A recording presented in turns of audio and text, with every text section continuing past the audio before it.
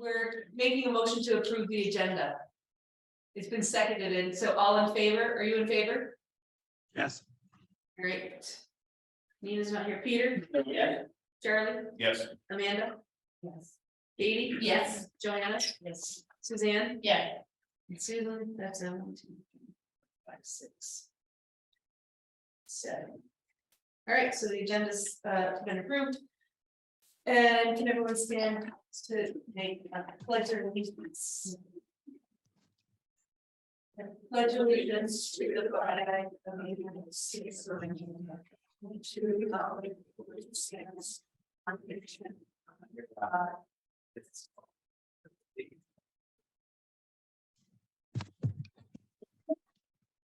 Okay, so it looks like we have some visitors. Do we have any visitors in the chat? We do. There are a few people still filtering in, but I've just posted the option. Okay.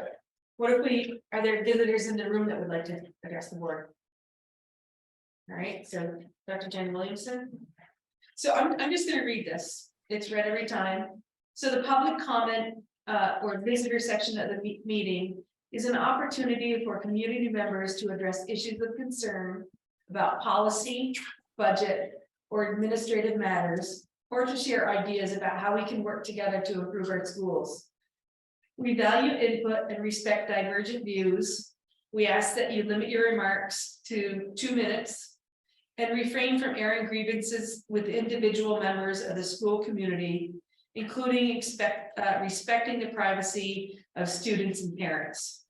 Those attending remotely may type their full name into the comment section if they wish to speak. During the meeting, comments may be disabled. So Dr. Williamson.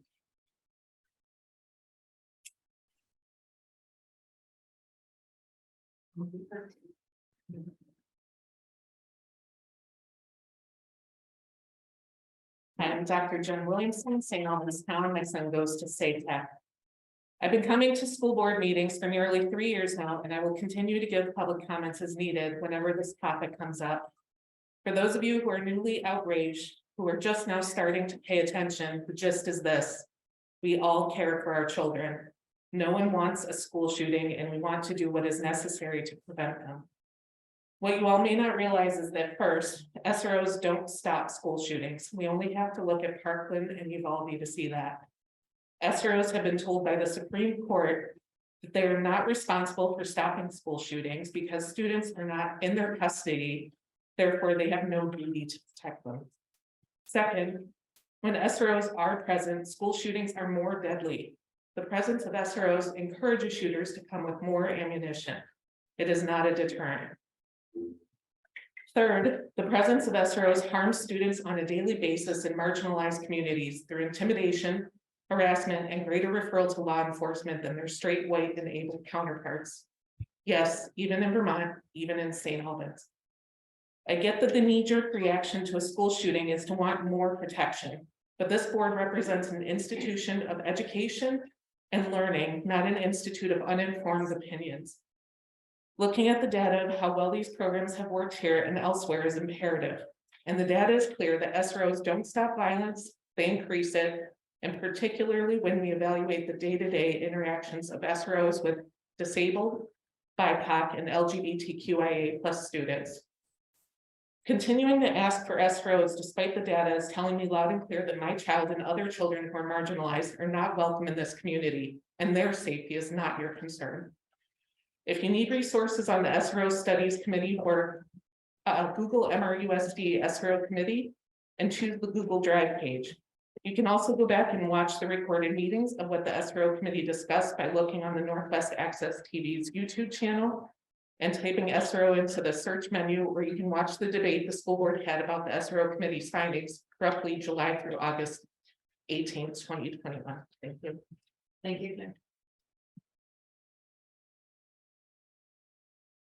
Anyone else?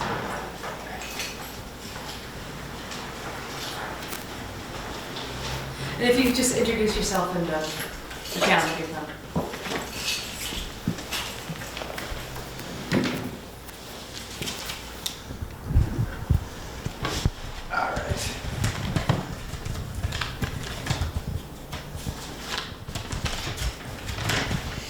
My name is Jeffrey Nelson, and I'll be reading for my friend Angie Sturm, who can't be here tonight because of work. She is the parent of 2 children in Maple Run, and she notes that our swap to a liaison program was based on science. Scientific method and analysis is what she expects our children to do at school, and it's a good basis for decision making. Data shows that armed officers stationed at the school become responsible for various other roles, basically mission creep. And when law officers are employed to handle behavioral issues for students, we see harmful unintended side effects.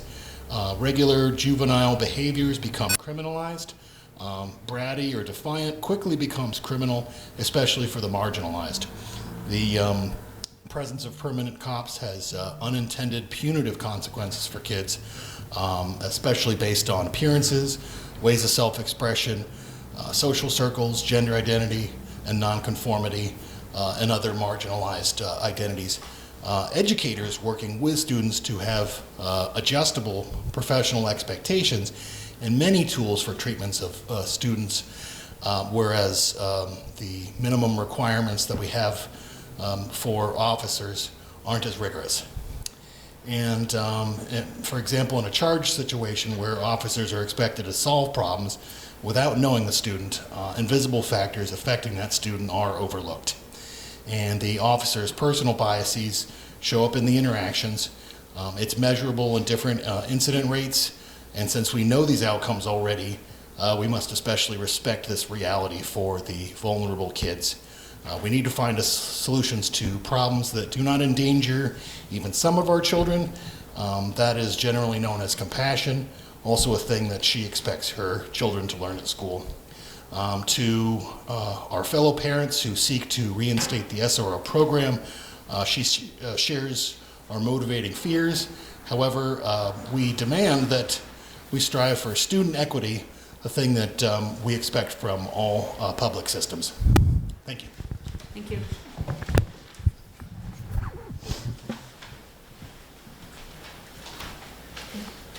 Question. Can you ask those questions now?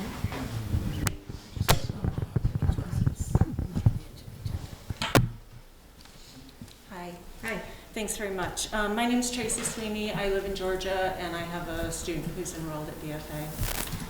And I'm going to talk on 2 topics, but neither combined will take 2 minutes. So, on the SRO topic, as has been said here, research shows that armed campus police do not prevent school shootings and do not make schools safer. Research shows that police officers in schools lead to harsher discipline for minor infractions, and it's been well documented that the harsher discipline is often targeted at marginalized students, as previously mentioned. In a cross-sectional study by Peterson and colleagues, they looked at cases where more than one person was intentionally shot in a school building during a school day, or a person arrived with the intent of firing indiscriminately. They looked at a total of 133 cases from 1980 to 2019, as reported by the public K-12 school shooting database.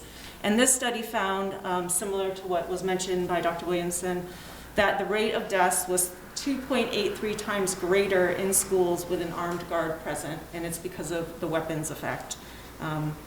There is a wealth of evidence-based information available regarding the harm that SROs cause in schools, and there's also a wealth of information available as to ways that schools can prevent school shootings. Endlessly embracing a false sense of security will never make our kids more safe in school. We may all believe what we want, and that does not make those beliefs true.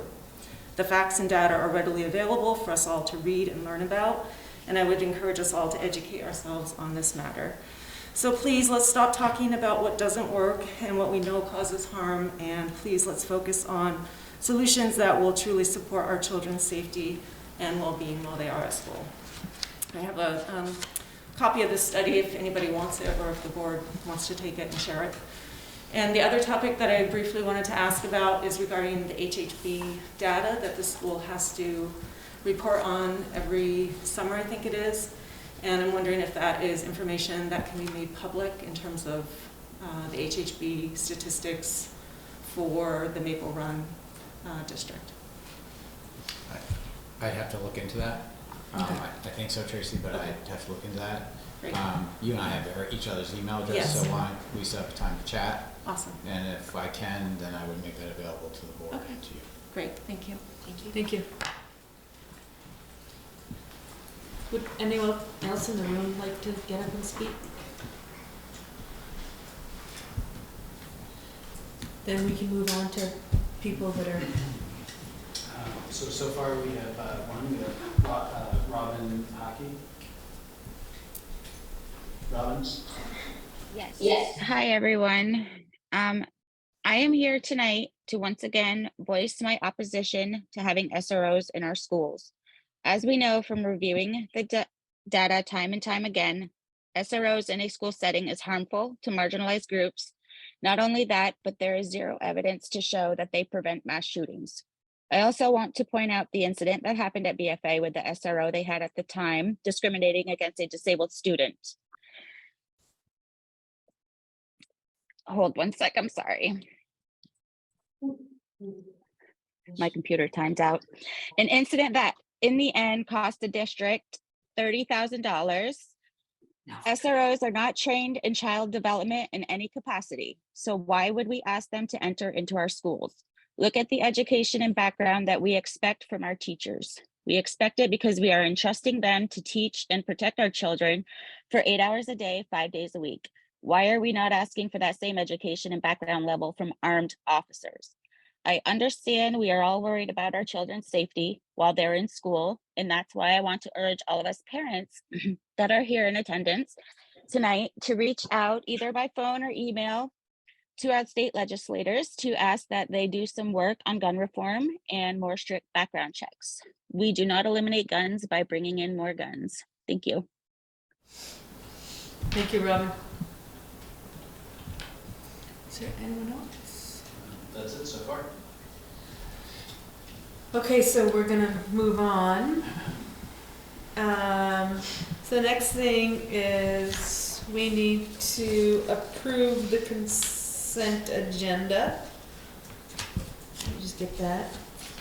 So I'm looking for, does anyone ask if, pardon me.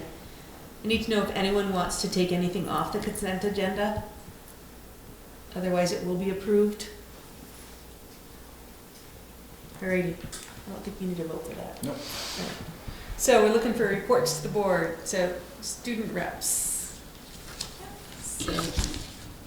So we don't, or I don't have that much from last time. To reiterate kind of what I said, talking about enrichment programs that we have done.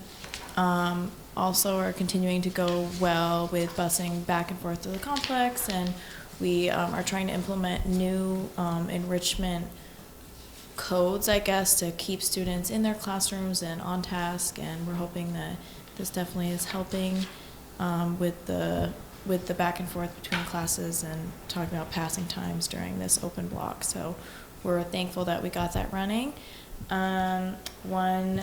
Congratulations to the One Act play, if you happen to see it.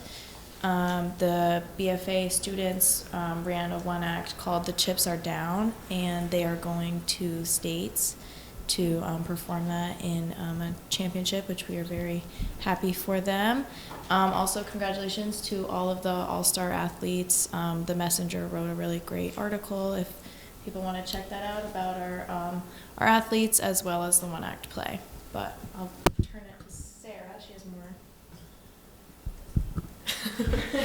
Hi everybody, it's good to see you again. So I am actually on the Creative Community Conversations Committee that is organizing this event that you all have the paper for, I think. Yeah. And so we're working with the Creative Discourse Group. I have no idea how much Leah told you already. But we have a summit coming up to talk about, to answer some questions and to kind of get the whole community involved and try and create improvements for school. And so we're using the results from our listening sessions that we did in the fall, and then also we're having student voice, and that's what our group has kind of been working on the past few weeks. We did some interviews at school, we filmed them, and they're going to be at the summit, and then maybe a student panel, if I'm correct. We're trying. Yes, we're trying. And so I think it's going to be a really great event, and you're all encouraged to come, so we'd love to have you. Yep, and it's April 15th, and you all have the information. Thank you, Sarah.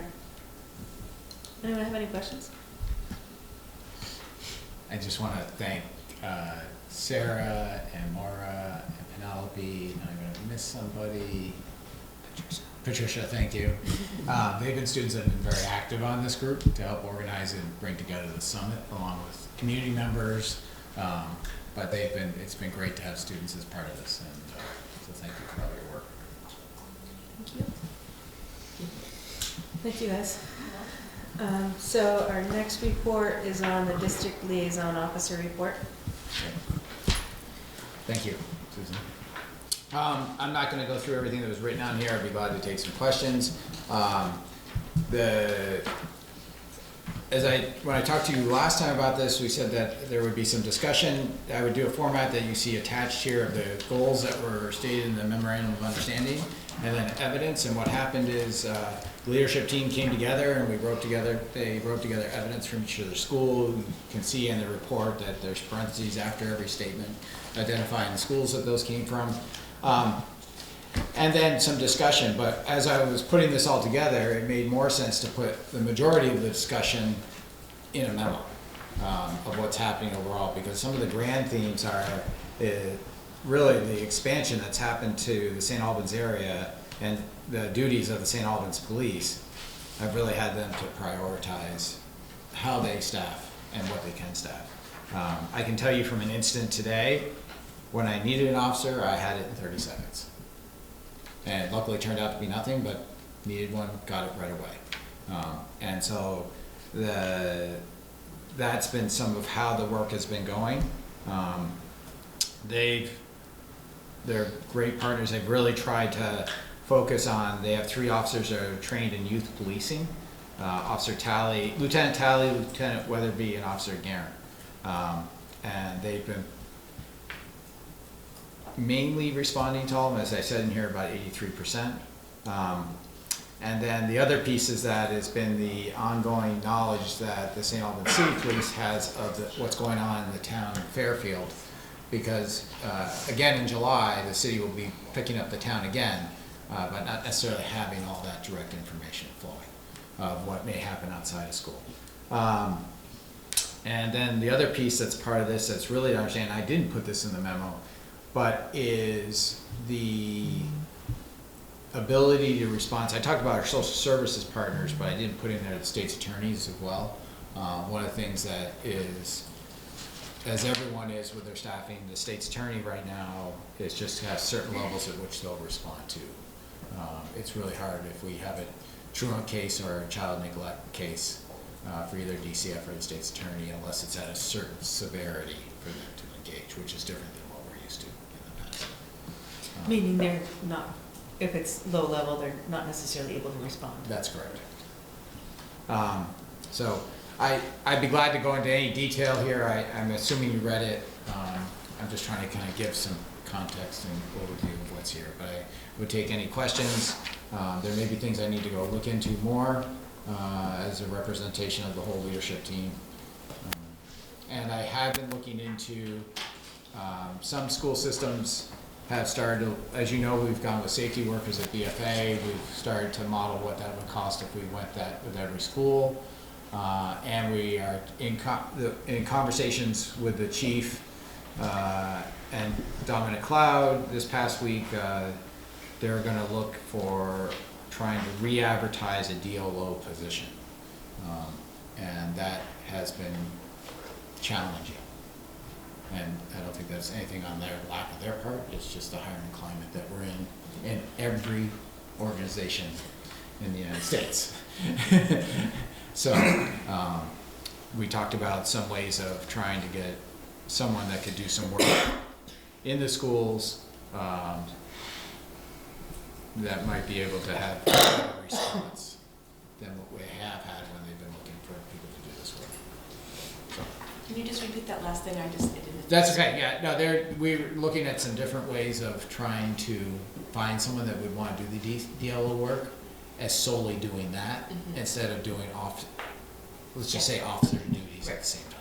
Gotcha. Thank you. And that's just the staffing issues that are happening. It's not a St. Albans City Police issue, it's a issue across all sectors of the economy right now. I know, I've talked with some of you about your professions and how that's happening, so.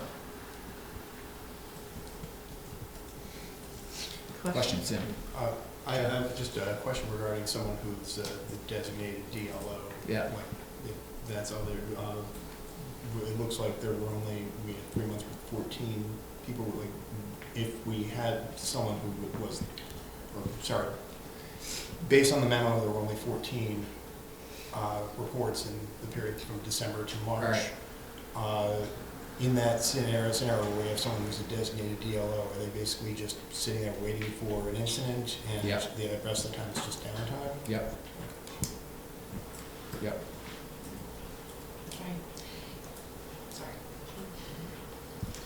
I didn't understand it. So you're saying, Charlie, that the DLO, the liaison officer, just sits down when... No.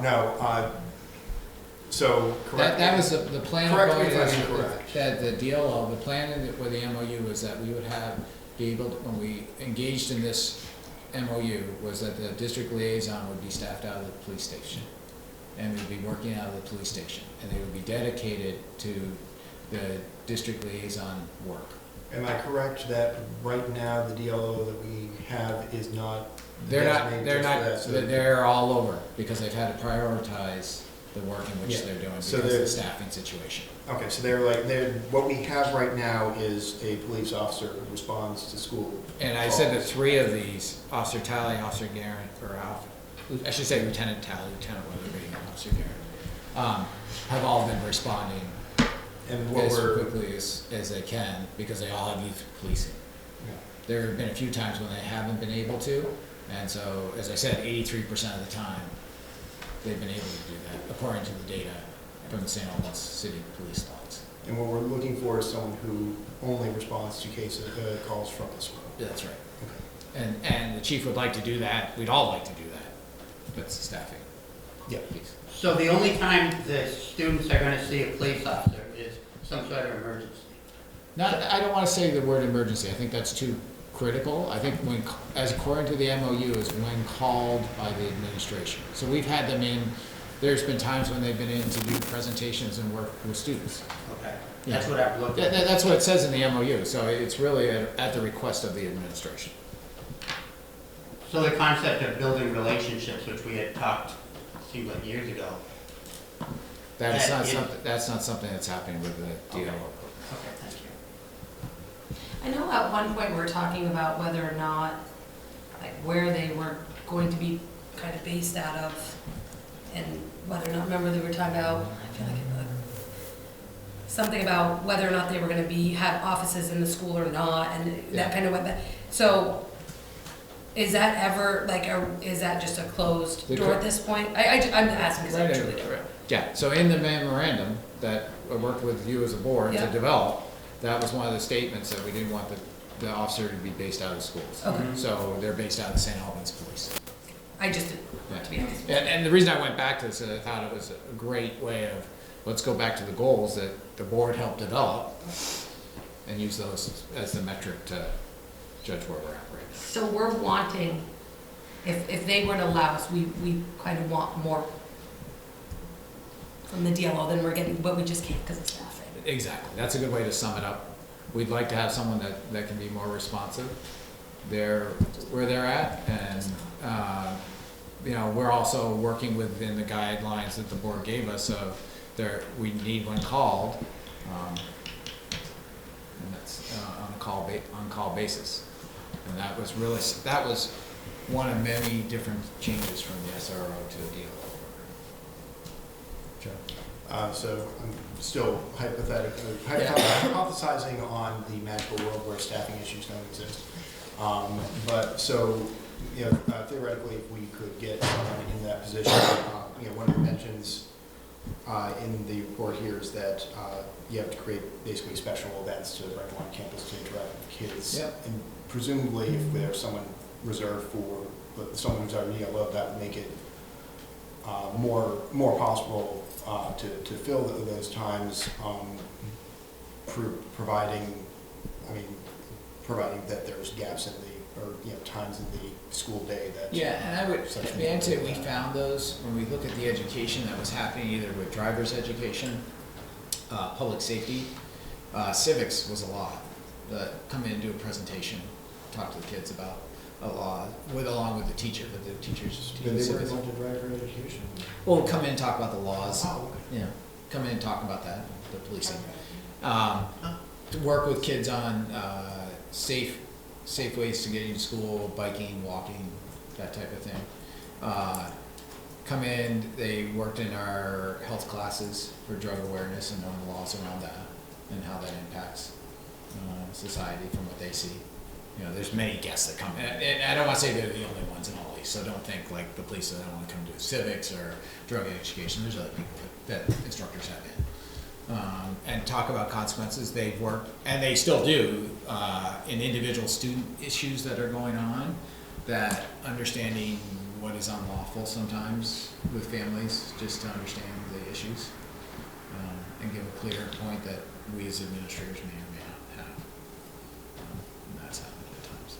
On a rare, it's very rare when it does happen, but it has happened at times. And sometimes there have been a few times, I know of one that happened last week, where the police were asked because there was concern over safety for a home visit.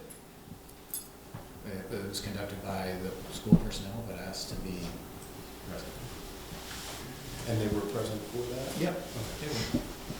Yep.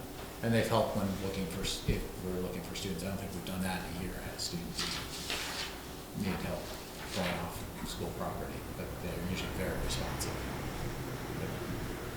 So officers are responding to BFA in addition to the current safety officers that are there for certain situations? It's very rare they are at BFA. The biggest things at BFA number-wise is traffic or parking. And I'm just curious, what does the officers at BFA, what additional training, if any, do they have on top of what the previous SROs had? You mean the safety workers?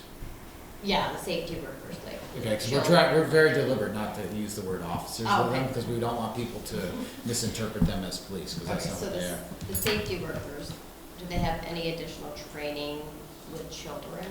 Yes, so we've been giving them implicit bias, de-escalation training, handle with care, which is our restraining system, but they rarely go to that. They have a lot of what their training has been in conflict resolution, those type of pieces. So if we have 3 of those at BFA, is there any thought of putting those in other schools? So I've modeled that, and that's to put 1 in each of the other schools, and along with Collins Pearl Lake, you need to remember we have probably at least 70 to 80 students all day long up at Collins Pearl Lake. We're looking at about $500,000 cost of it budgeted right now. But if they have 3 there, is there a way we can say, okay, let's split them off? Because I mean, I hear the 500,000, I get that's a lot of money. But again, when it comes to, is there a price tag, right? Like, they have 3. I don't see, like, SATEC doesn't have any, SACS doesn't have any, like, I think that's a conversation that maybe has to happen, like, what can we, how do we spread the wealth, maybe? Does that make sense? So the issue, we've deployed them over the issues that we feel that they're most needed for this, the number and severity. And I don't want to go too much further. We can talk about that, yeah.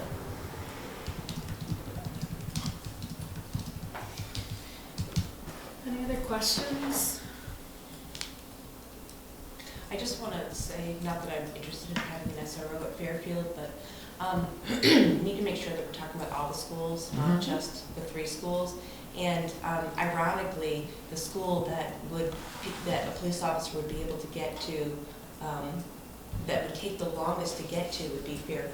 Right, I do apologize, I should have. But it's really It wasn't- important because it's Yeah. a really important I point. agree.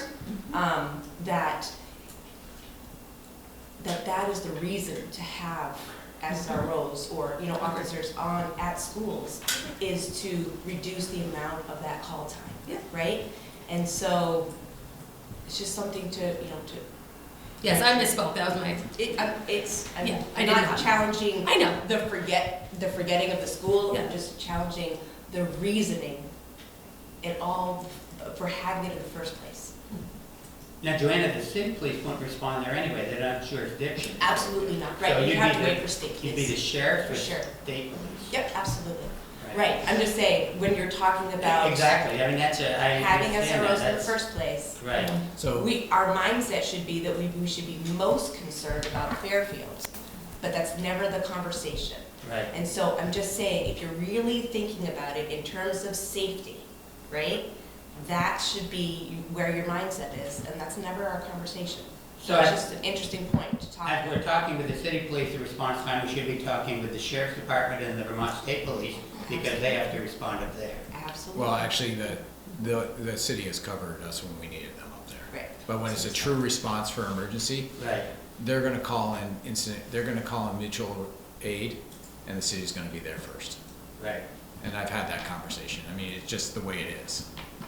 The city's gonna be there first. Okay. And that's the mutual aid system of I mean, on the good side or bad side, depending upon your beliefs, is talking to Mo, the chief, who said he's a friend, saying that he thinks there's going to be an increase in recruitment. Yeah. He said particularly from the sheriff's department, he thinks people are gonna be moving over. Yeah. So he's thinking in the future, they might be able to do a better job covering their issues. He and I have had several conversations in the past 2 weeks, and he said the same to me, and I just don't, I'm holding back because I'm not him, and I don't wanna speak for him. Right. If we wanted to have that, if the board said we wanna have that conversation, I could ask him if he wanted to do that. I'm glad you had a chance to talk to him, Peter, but I don't wanna speak for Right. him. And I made that agreement with him on Monday. I said, I'm not gonna speak for you if you, and I said, how can I explain the situation? He had seen the memo, and I Right. said, he said that pretty much outlines it, of where we're at. Thank you. And correct me if I'm wrong, this is one of these reports that we'll get every quarterly? You have it twice a year, Twice a year, okay. November and March. Actually, I would be interested to hear at some point, Bill, and I'm not asking for like immediately by any means, when we talked about eliminating the SRO position, we had talked about adding other positions, right? So Mhm. increase in any safety workers, school social workers, Yep. counselors, so on and so forth. And so we have increased those. Oh, when we talk about homeschool coordinators, behavior specialists, behavior analysts, behavior consultants, we've increased a lot there. And the board rightly backed a lot of that this year, moving into the local. Right. But then if we could then look at maybe how many times we have needed to call the DLO versus when we needed to before, just now that we have more trained people who are able to potentially be preventative, right? Yeah. With some of our students, are we seeing a reduction with So, having? I would want to go analyze that, so I'm glad you're giving me some time. Yeah, But I I would know. say off the blush, it's hard to compare DLO, because that was all pre-pandemic, and where we are now, and the behaviors that are happening in the school are extremely different. So I think it'd be, no matter how much we did that analysis, you're gonna have apples and oranges. And that's not just Maple Run, that's not just No, that's Vermont, fair. that's national, that's happening.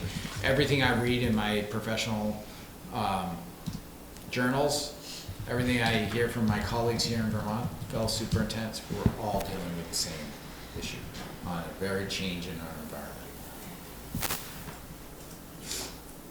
Well, and that's one thing I think we need to truly understand and appreciate is in a school, when you're dealing with adolescents, there comes a time when de-escalation talking doesn't work.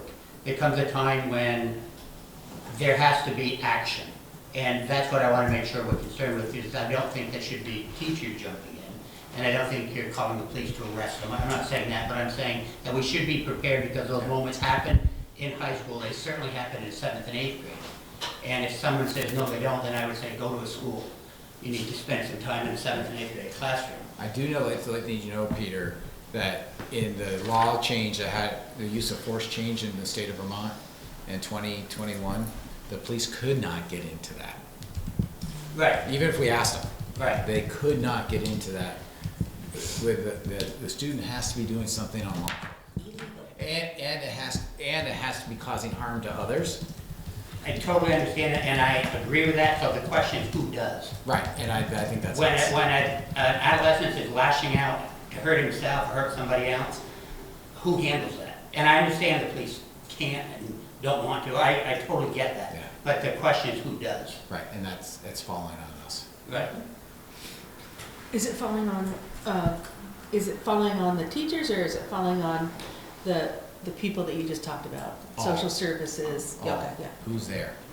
And teachers and students are receiving impact from that. I want to be really clear.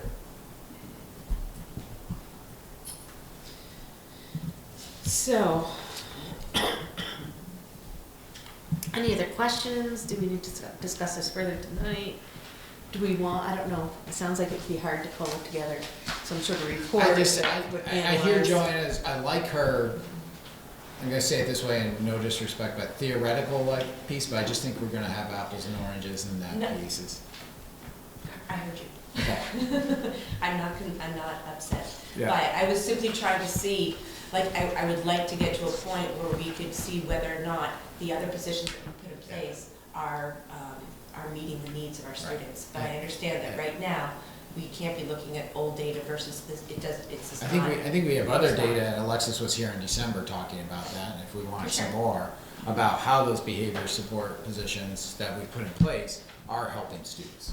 We're getting that, and we're seeing positive effects from that. I can share about that. Yeah? I had a situation yesterday where some boys were bothering me about what I was wearing, and one of the school safety workers like put an end to it. So I just have to say, they're very positive. And just to, not to delve too much into it, so that was a positive experience on your end? Absolutely, and he checked in with me after. It was really cool. I think for me, one of the biggest things is that these safety workers are employed by the school, supervised by the school, and that is a huge change for me for the better. When we had the SROs, there was money that came from the school, but they were not employed by the school, and they were not supervised by the school.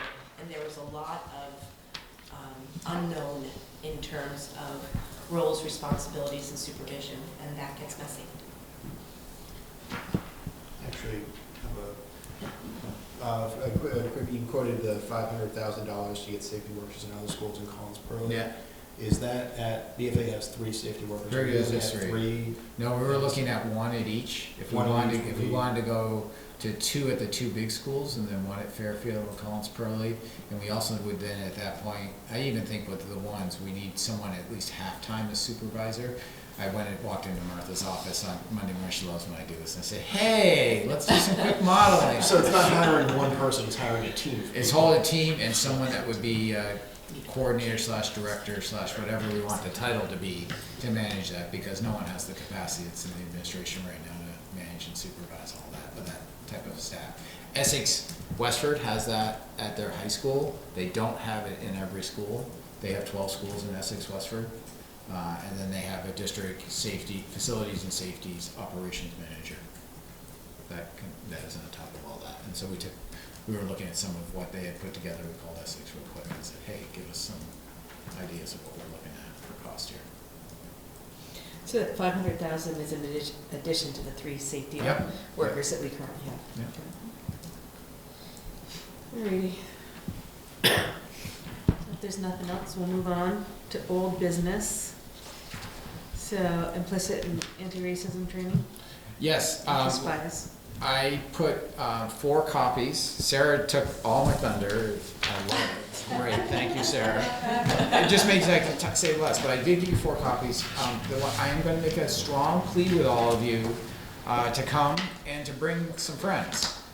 We would like to have some people register. There's a QR code on here. Dr. Williamson has been a great advocate in putting it all over the place, so thank you. Thank you, Dr. Williamson, she's on social media, I think, every day, putting it up to the top again on feeds. But it is, I know it's a big commitment for a Saturday. I gave you 4 copies, more than willing to get you more electronic. Ask friends to come. We would really, this is the part, the board, you've talked about public engagement and wanting the community to engage, and you want board goals and your development, and we're really waiting for this last piece to come back, and then the group of the community group that's taking this to take that feedback from that one day and bring it back here to the board, so then the goals can be finalized. You heard all those back in January and where we're at. So I'm pleading for, I'm not even asking, I'm pleading, because we have 5 people right now registered for this. Okay. And we're planning to go big. We've got BFA, we have side rooms set up for people to really give us some thoughts on what those 5 key listening areas are. So the themes that came up. So, Sarah, what did I miss? Jen, did I get everything? I think so. Okay. Just a quick question. Yeah. Is there a JPEG version of this or something? I will send you out a digital PDF. Okay. No one checked my Facebook page, but I'll put it up.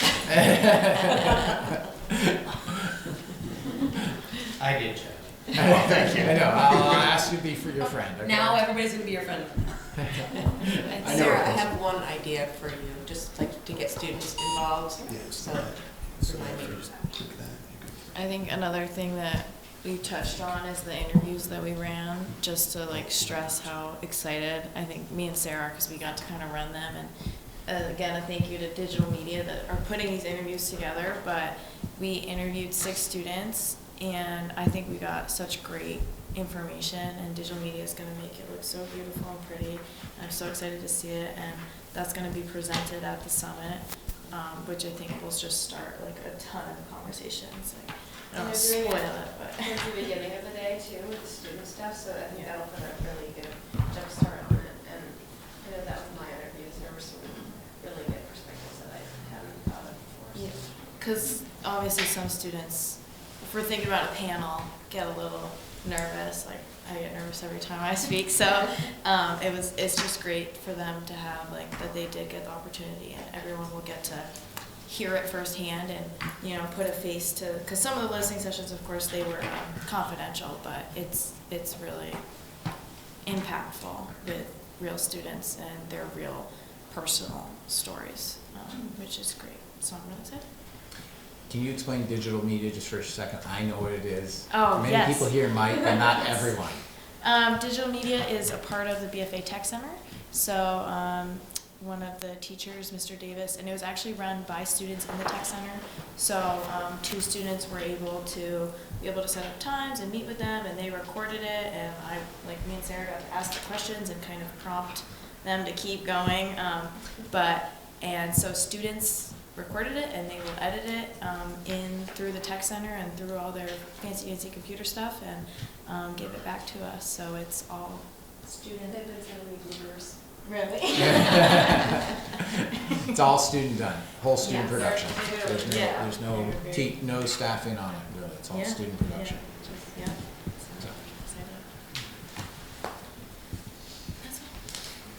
So. Alrighty, the next thing on our agenda is the negotiation, no. Yeah. Negotiations update, and I don't have my saying, but this needs to go into executive session. Right, Or- so not to jeopardize the position of Okay. the association. So not to jeopardize the position of the board or the association. All right, so new business, FY '22 audit. We need to take action on that. Yes? Yes. You want a motion first. Yeah, so we need a motion to accept the audit. So moved. Is there a second? All right. Any discussion on the audit? Wants to do a little Yeah, yeah. presentation. Go for it. Okay, so I just wanted to, everybody had the audit in the packet, but basically the most important piece of this whole, I don't know, 200-page document is the very last page, where it goes through and says the summary of the audit results. And you will see that if you go down through there, that they are pointing out that there were no significant deficiencies, there were no instances of non-compliance, and there were no audit findings, and that we are being determined to be a low-risk auditee. So that right there speaks volumes. But if you want more information, there's all this pages worth of information. You are more than welcome to read it all. I did want to state one thing though. We did end up with the fiscal year '22. We ended up with a surplus of slightly over 900,000, which is about 1.5% of our total budget, which is right about where we like to end, because 900,000 sounds like a lot when we're talking about $64 million. 900,000 isn't very much. It could be a boiler that goes and ruins half the building, so that's where we ended up. Yes. And does that 900,000 get reinvested, basically set aside as an emergency fund? That 900,000, based on the article that's put on the ballot in March, that audited 900,000 rolls into our capital reserve fund. Any other discussion? So I think we need to take a vote on accepting this audit. So, Jack. Yes, and congratulations to our business office. Thank you. Nina? Yes. Peter? Yes? Shirley? Yes. Amanda? Yes. Katie? Yes. Joanna? Yes. Suzanne? Yes. And me, that's a 7, 8 to 0. 8 to 0. Why did I say 7 before? Oh, I know why. Yeah, yeah. All right. Next item, the Collins Pearlie Memorandum of Understanding. The current agreement is up. It is for 2019 to 22. So if everyone can read this, because we need to take action on it at our next meeting. I don't know if anyone has any questions right now. Can I just give a little context for those who don't know? We have an agreement that works with the nonprofit arm of Collins Pearlie. We are the Maple Run School District owns Collins Pearlie, and we run. We take care of the director, the assistant director, the program coordinator, and all the maintenance and custodial fall under Maple Run. Other folks that work up there for a lot of the programs that are given to the public are run out of the nonprofit side of the Collins Pearlie. They meet on, you have a representative, which is Jack, on that board, as well as Brett Blanchard, the principal of BFA, and they've been generous. And that's what comes from the original Articles of Agreement for Collins Pearlie when it was first formed back 80s, 70s, whenever. I don't have the date off the top of my head, and they've been generous to ask me to be part of that board as well. And this is the memorandum of understanding between that nonprofit and the board, and we renew that usually every 3 years. So. Any other questions? So we're gonna, if everyone can review that, we're gonna vote on this next meeting. All right, next item, the St. Albans City School Chromebook purchase request. And we need to take action on this tonight. Do you wanna? Yeah, why don't you, if someone wants to take action to award it to Whaley Computer Associates. So I'm looking for a motion to award the bid to the Whaley Computer Associates in the amount of $42,720. Can I just ask a question? Sorry about all my questions. First, I think we need to accept the motion. I'll move. A second? Can someone second that motion? Oh, perfect. Now, we can have discussion. I just, of the bids listed here. Yeah.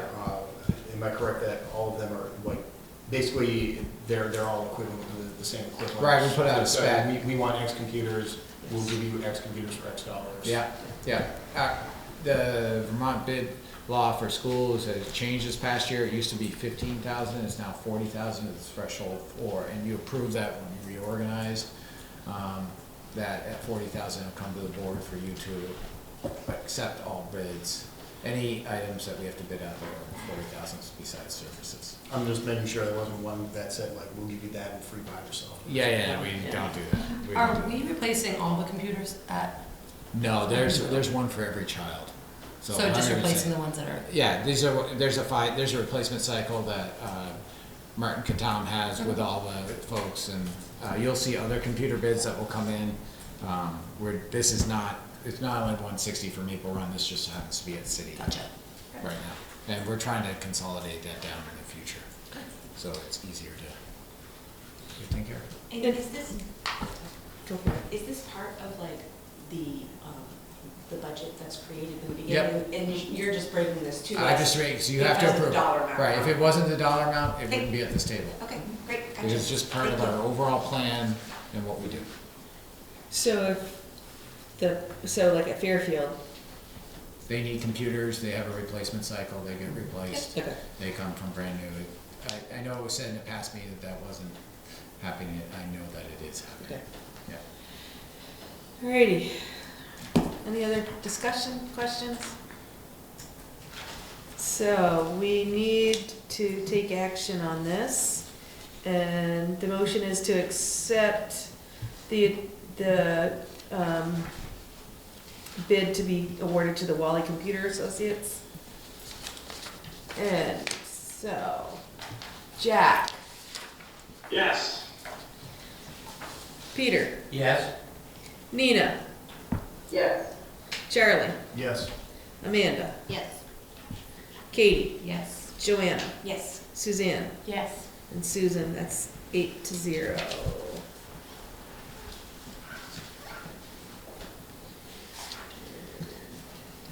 Alrighty.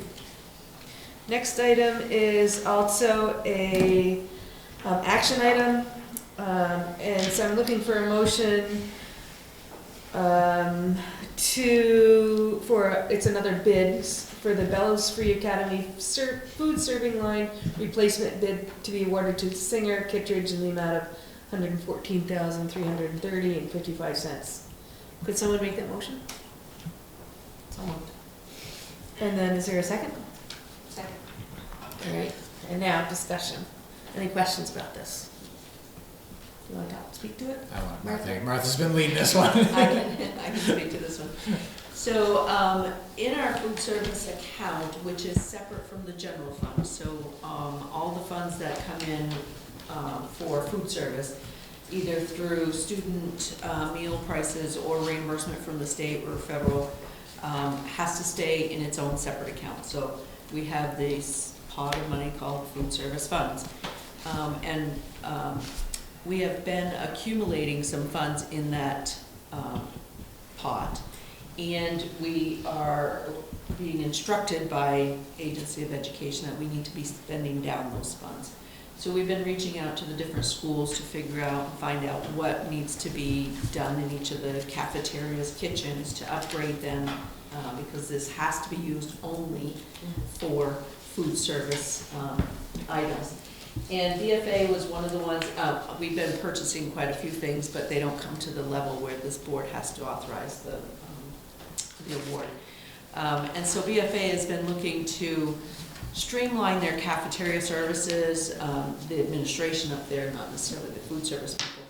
And one of the things that they want to do is to revamp the cafeteria. And so they were trying to redo the food serving line. And so we went out and we asked for proposals, which is a little bit different than a bid, where a bid you give specific specs, where proposals you ask companies come in and have them look at it and tell you what they can do. And the recommendation is to go with Singer Kittredge because it's a more customized setup, and they will come in and they made sure the pieces will fit exactly where we need it to fit.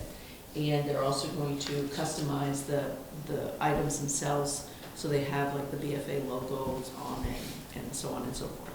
So that's the main reason why we're recommending Singer Kittredge, and because we've dealt with them extensively over the years with all of our kitchens in our schools, and they're very responsive and responsible vendor. So.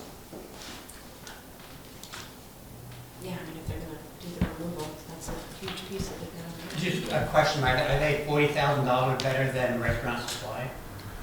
Well, yes, only because Restaurant Supply is an online, kind of like an Amazon, where you go online, you order it, and it just gets delivered. And then we're responsible for making sure everything fits and is set up properly. Whereas Singer Kittredge will come in and help making sure all of that gets set up properly. It just seems, and I understand what you're saying, that's a big difference, and if it's for logos and stuff like that, then I'm not supportive of that. Right. I'm supportive of, you say nickels and that makes dimes and so on and so on. And this is a fairly good sizable chunk of money. Right. So I'm concerned. Yeah, and the other thing too is, the logos, as you say, but we do want to make the cafeteria pleasing and inviting for the students, so that we can get the participation of the high school students into the cafeteria and eating our meals. Right. Yeah. Would we have to hire someone else out, though, if we go, let's say, the $40,000 less, then you then have to hire people to come in? Probably have to have somebody come in and help the custodial staff to set it all up and get it hooked up and set up properly. So this is just Correct. 1 month. Yes. Question, are we still having free lunches at BFA for all the students next year? That we don't really. We don't know. There's a bill in the legislature to do that, but it hasn't gone through both the Senate. It may have passed one. So if It it's- hasn't passed both. Hasn't passed both. Yeah. It just made crossover. I know that. I forget which entity it came from, so that's why I'm trying to be a little vague, because I don't remember it started in the House and going to the Senate, or Senate, then to the House. I know it passed. Pass them on. Yeah. I think that might impact it a little bit, because I don't know how much, I've been fortunate where I haven't had to pay for lunch at all for like 3 years, but I don't know how much it normally costs for students. I want to say $3.50. 3 cents. I'm trying to think of the last time we approved meal prices. I know, because the last couple of years we haven't had to do Yeah. that. It's been 3 or 4 years since we've had to approve a meal price. I want to say it's in that $3.50 to $4 range ish. I could look it up. Yeah, I definitely want to say right now, it feels like almost, not every student, but the majority of students are getting lunch. But it is pretty backed up, if I will say, in the high school. Long lines, very, very, very long lines. It's definitely not the most ideal. It's a small space, regardless, but. Will this improve efficiency? I would assume, yes. That is one of the key reasons to be doing this. Right. So I have another question. Singer Kittredge guarantees their work? Yes. Okay. And do we have an idea how much extra it would cost in terms of having someone come in and take out the old stuff and having to put in the new stuff? And what does it do to the warranties if we don't have someone appropriately installing those? Yeah, I don't have that information Okay. for you, so. Can I just say something? Something that Martha said that's really important, is that this money can only be used for this. So we can say this all we want, but we're gonna be continued to be encouraged to spend this money down. And then maybe they'll just take it from us and give it to somebody else, because it can only be used on this. You can't use it for computers, you can't use it for field trips, you can't use it for anything but this. So I think we should just go with it, we support somebody local, and we get it done properly. because, I mean, I remember when we did the kitchen up in Fairfield, we did not, and we ended up having to had to re-customize so many of the counters and whatnot, and it was a big problem. So, very huge. Can that be used, that fund be used for all the schools? So like, let's say there's a surplus again in 3 years and It is being, Fairfield. it is being used by all schools. It is. So this is just one little piece of some of the things that we are doing in all. So of it's a our fund schools. for all 4? Oh, it's Because a- you don't use, don't use a kitchenette. As you said earlier, this is the first one that's hit the over The over $40,000 range. But I know there have been, and I don't remember all of them between. Yeah, we're buying steamers. a lot of new equipment, pieces of equipment, especially that are like missing safeguards, that aren't even supposed to be in the kitchens anymore. And so, yeah, we're replacing a lot of perfect stuff in the different kitchens, in all of our kitchens. Right, and if you don't do these customized, then again, you're trying to fit things with things, which makes really big hygiene and, you know, cleanliness issues. So it's really important to make sure you do it right. Now, I heard the word local, where is local? They're out of Williston. Out of Williston? No, Vermont. Any other questions, discussion? So I'm gonna call this, vote to accept the bid that this bid be awarded to the Singer Kittredge in the amount of $114,330.55. So Jack, Yes. Nina, Yes. Peter, Yes? Charlie, Yes. Amanda, Yes. Katie, Yes. Joanna, Yes. Suzanne, Yes. Susan, yes. All right, so the other new business we need to talk about is the July board meeting dates. Question is it the will of the board not to hold a meeting in the month of July? Or switch the meeting from July 6th, which is right around the holiday, to 2 weeks later, so we're not seeing a great big gap? So Susan, I'm sorry, I didn't clarify that well with you as we were prepping, but on the handout that you have and that you approved back when we were reorganizing in March is that there's a board meeting on the 19th of July. And I know last year and Nilda, this is something that's been, I'm saying this for Nilda, she has always wondered about that because we've struggled just to have a quorum in July. The next meeting would be the third week in August. The first week in August, we don't meet because all the administrative team will be at the Vermont Principals Association conference. We use that as a way of doing a retreat and doing some learning at the same time. So, not that it couldn't happen, it just, a few of us are coming back on the 2nd. So I just really wanted to check in, and Nilda and I had talked about this a couple of times throughout the winter. Just making sure the 19th is the day that we can have a quorum. And not that I have to hear it tonight, but I would like to know somewhat soon. I can do it. I have some personal family pressures about when's vacation happening. Yeah. So, right now I'm planning for the first week in July, but I want to make sure that I'm here to service the board. Is there any way we can get, like you said, like maybe have him send out, have Aaron send something out, just, because this is not the full schedule, I just don't want to commit to. Yeah, no, that's what I'm saying. I'm Yeah. gonna say something tonight, so why don't we send out something, basically a doodle poll for this date to make sure we have a Thank quorum. you. Okay, and then we can get it out as Thank as an invitation Yep. to everybody. Okay. Alrighty. Great. So, other business, I'm looking for a motion to approve the warrants, acknowledging that the passage of this motion will act as authorization and signature of any individual board members participating remotely. Will someone make that motion? Thank you. And a second? Thank you. All right, so, Jack, would you accept that? Yes. Nina? Yes. Peter? Yes. Charlie? Yes. Amanda? Yes. Katie, Yes. Joanna, Yes. Suzanne, Yes. Susan, yes. All right, so that is for the warrants. All right, so we get to move on to superintendent's report.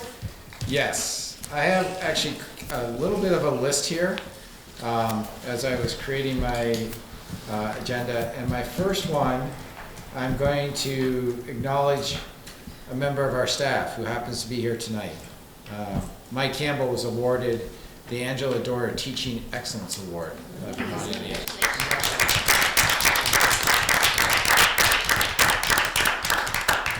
It's great. The award. Is that the one we talked about at Twins? Yeah.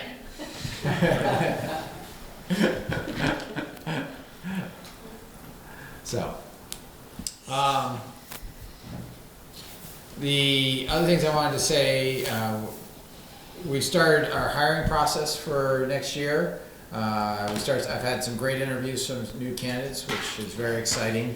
We're getting some folks who have some great experience coming in, so that was great. Some of the stuff that I've been working on is we're working on the ESSER. As you know, you all approved ESSER construction. We're working on that right now. We're really, unfortunately, the costs came in very high, and I'll give you more detail at a later date on a report.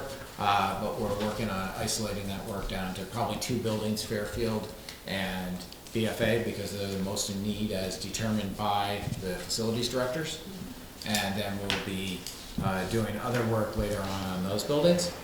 I had a chance to be with about 20 of my colleagues on integrating restorative practices and behavior response systems. It's a professional development that Alexis Hoyt had offered many of us to be part of really looking at your behavior response / discipline system and how you integrate restorative practices actually into your overall procedures and daily work. So we're doing that on a 2-day basis, and you bring your student handbooks and you roll up your sleeves and get pretty dirty on it. It's been a really good piece for us all to go through. So we're doing that at group schools, but as a whole district. So we're trying to figure out where we need to be in alignment and where we can have some differences. I wanted to let you know that we were part of a national-wide legal settlement on vape with tobacco companies. We've been awarded $48,000 for this year, and we'll have settlements each year not to that amount. It has to be spent in anti-tobacco work. I didn't count, I know not all Vermont school districts are part of that. I didn't count how many were in there. There were some that I saw, but we were probably one of the highest awards. I did look to see how we were doing against other Vermont schools, and it was done on the number of students in your system along with the number of schools. There was a ratio of how they did that. And the last thing I want to talk about, I don't think I saw any of you there. Maybe Katie, did I see you at SATEC the other night? Anyway, we had a great night at SATEC last week. Sorry. And I may have missed others of you there, but we had a great night there. Literacy focus, volleyball going on, pizza. It was just one of those nights. I walked out of there and said, I know why I do my job. And it just, kids with smiles, teachers there putting in extra time, helping kids get excited about literacy. I want to thank John for writing a grant and working with a bookmobile here in Franklin County and with Eloquent Page to bring in books. So every student walked away with a book. And they did literacy activities. Michael was phenomenal, as he always is as a librarian, and putting energy in the room and singing on a guitar and reading a book out loud. And the volleyball tournament happening with all 4 of our schools there, the Jamboree, so we had Fairfield, SATEC, Saks, or all 3 of our schools. Well, I should say all 4, because the thing that's great about our middle school volleyball is that our BFA students run it. There are teachers there that are helping they're standing back, but they're just in case, but the high school students are running the volleyball. So it's awesome. So I thought that was a good way of it. It was a tremendous thing. So, and we're going to have more. There's more literacy to come, as we talked to you about And John and I were talking about it, we're not sure if it's gonna be this next meeting, the second meeting in April, or the first meeting in May, but we'd like to come to you and talk to you, we talked to you about our literacy scores and where we're at. We're gonna need some support from this board, because there's some changes that need to be made in how we operate. Unfortunately, we're having to make some priority decisions, we don't have those decisions yet, but you as a board need to be informed about some tough decisions that we're having to make, because we told you we need to really work on literacy in Maplewood. So we want you to be out in front of that and know first before we go public everywhere else. We'll keep you up to speed, and I'll let you know ahead of time if that's happening the next meeting or the first meeting in May. It depends on how some of our work goes as we're doing that work right now as a leadership team and with our teaching colleagues. Yes? We used to have a tobacco grant that the supervisory union used to go for. I don't believe they're doing it. We haven't seen that in quite a few years. Yeah, Right. quite a few years. So there's no longer like a tobacco coordinator. So how are there thoughts about how that money, where that money will be funneled and spent in terms of, because it's great. So this 48,000 is a one-time at this amount. We're gonna get about, I think it was about, Martha and I both read it, but I skimmed it, you did a better job, but I think it was like maybe 20% of that we're gonna get annually after this. So we have to be really careful that we don't set ourselves up for something. I don't mean people, that's, I was thinking just. So I think, I the mean, one of the people student that project. obviously, you're all gonna know this when I say that, you recognize that, Amy Brewer is one of the first people I wanna talk to, along with our SAP counselors that we have in-house already, to say how do we, what's the possible ways we can use this money without setting us up for something that we can't keep continuing. So. Great. When Amy has done presentations, like I know I went to one at SATEC a while ago on vaping. Yeah. Was that something that was sponsored by the school or by the coalition? I don't know which one that you're talking about, so I couldn't answer you. I can tell you this, that we know we need to do a lot of work on vaping. And leading, to bring parents in, just going back to the other night, people came, the kids were excited to come to that. So parents naturally get excited to go with their kids. I saw grandparents there with their kids too, so naturally want to do that.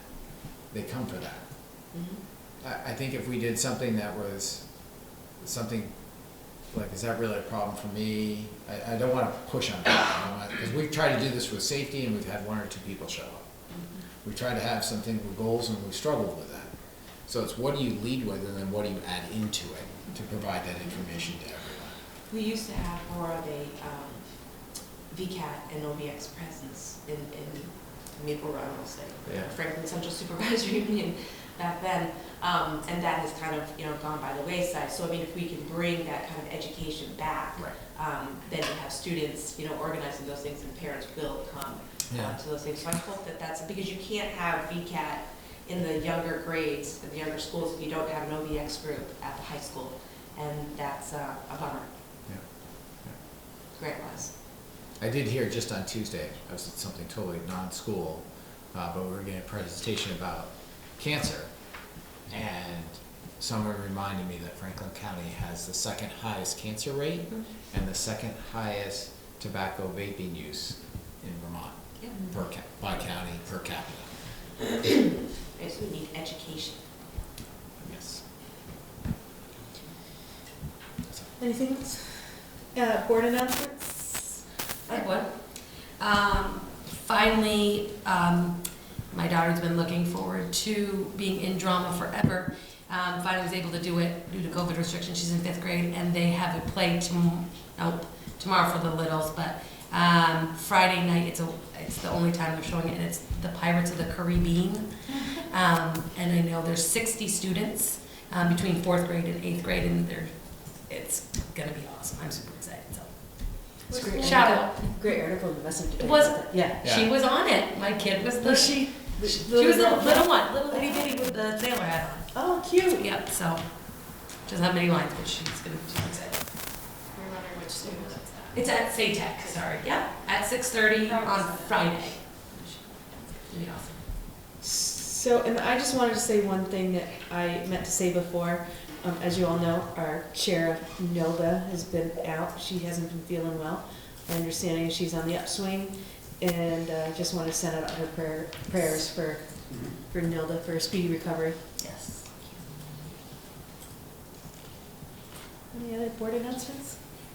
Bill, could you just mention maybe the thing that every so often board members get, because there's, the scam? Oh, yes, I should mention this. This was a concern, and Peter, yes. If you see something from myself, a principal, or the board chair that says they need money, you would never be asked for that. And we got concerned. Luckily, it became a good joke, but we got some concern that some board member had sent through PayPal some money back to Nilda. And so when you see anything like that, it is a hoax. Or they could ask you for gift cards. Or gift cards. I'm in a that's been meeting done. right now, so I can't talk, Yeah, however. Right. Yeah. So that does happen. So thank you, Peter, for saying that. Yeah, we gave money, so. Is there someone that should be, just in case, I got the same thing today. Yeah. And it wasn't, in the past I've gotten that message, and I need some help paying this, and I Right. thought it was odd, so I ignored it. But today it was, I have a pressing matter, and can you get in touch with me or something like Yeah. that? So I responded and said, what's up? And then I got the message about, I want $1,500 million of yours. And realized it wasn't quite that much, realized that it was a hoax. So I didn't do anything, but I was wondering if there's a way for us to flag those as, what do they call them, phishing? Yeah, so those phishing, our IT staff does a good job with Google. Google does better than, Google's usually out in front, but the problem is they change the address they're sending it from so fast.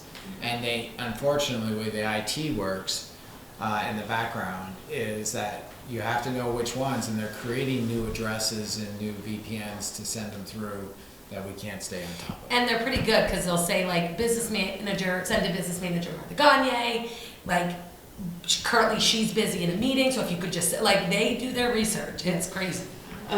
So we don't need to alert anyone? Our IT staff is usually right on top of it. They see the phishing emails. If it's coming through Maple Run with a Maple Run address on it, they usually can see it pretty fast. Okay. Yeah.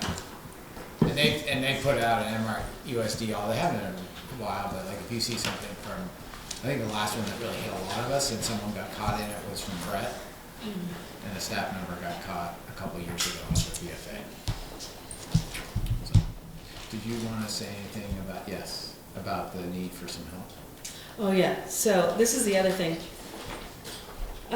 So I'm on the negotiations committee for the professional staff, and tomorrow night it's gonna be down just to me.